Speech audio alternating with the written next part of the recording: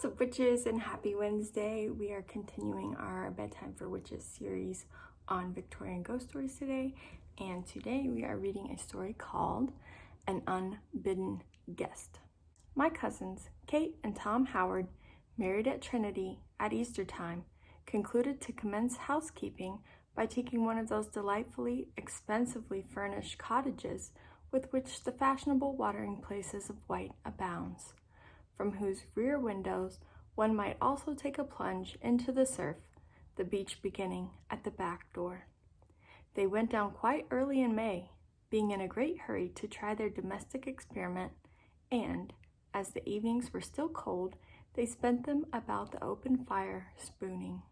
It was upon one of those nights, about 11 o'clock, that they were startled by a noise, as of some small object falling, soon followed by the sound of heavy footsteps, and then quiet again reigned supreme. At once, Tom, poker in hand, boldly started in search of the burglar, followed by Kate, wildly clutching at his coattails and in a state of tremor. They looked upstairs, under the various beds, Kate suggesting that in the novels they were always to be found there. The dining room was next explored, where all seemed well, and lastly, the kitchen, where they found what was evidently a solution of the mystery. The burglar had entered by the back door, which was found to be unlocked and slightly ajar. The first excitement subsiding, they returned again to the dining room, where Tom, upon closer inspection, then discovered that one of the pair of quaint little pepper pot wedding gifts was missing, and the other small articles on the sideboard had been slightly disturbed. The next morning, when Kate mildly remonstrated with the queen of the kitchen for her carelessness, she received a shock by being told that it was her usual custom to leave the door open so that it would be easy convenient-like for the milkmaid. They parted with her, and a new maid was engaged, whose chief qualification for the place was that she was most faithful in the discharge of her duties, especially in locking up.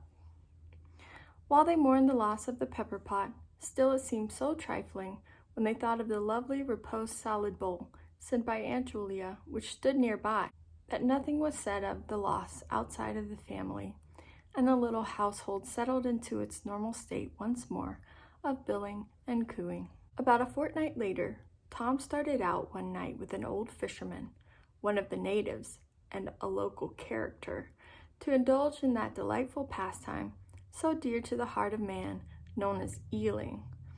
And, as the night was dark, the eels were particularly sporty, so that it was well on towards the wee small hours when Tom at last returned to the cottage.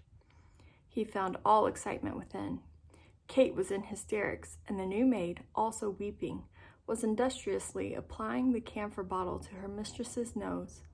The burglar, or ghost, as they had now decided, the windows and doors being found to be securely locked at this time, had been abroad again, but had succeeded in purloining nothing.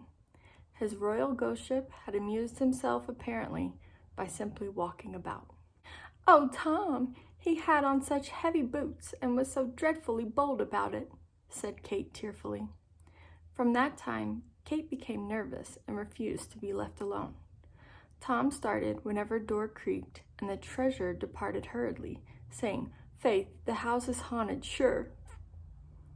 After that, Kate spent her days in girl hunting and her nights in answering shadowy advertisements that never materialized.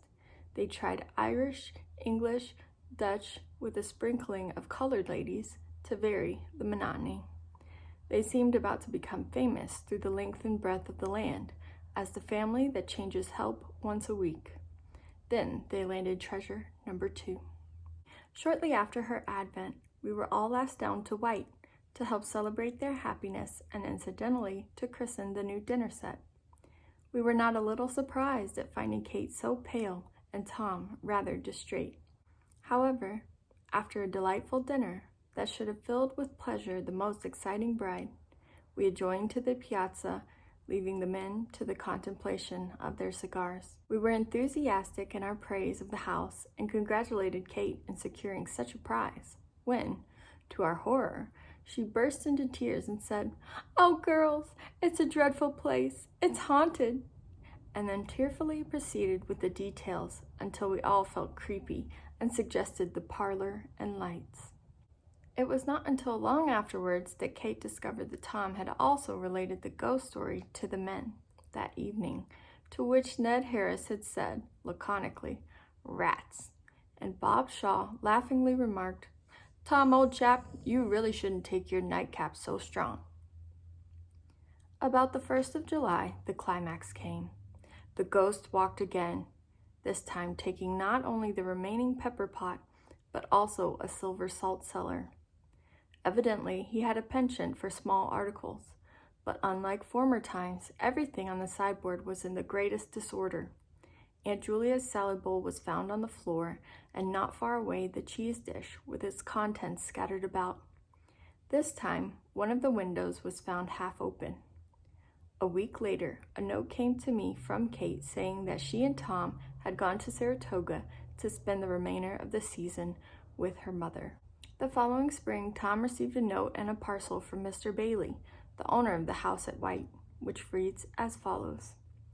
"Dear Mr. Howard, I send you by express 3 articles of silver which my wife suggests may belong to you, as they are marked with your initials, namely 2 silver pepper pots and a salt cellar.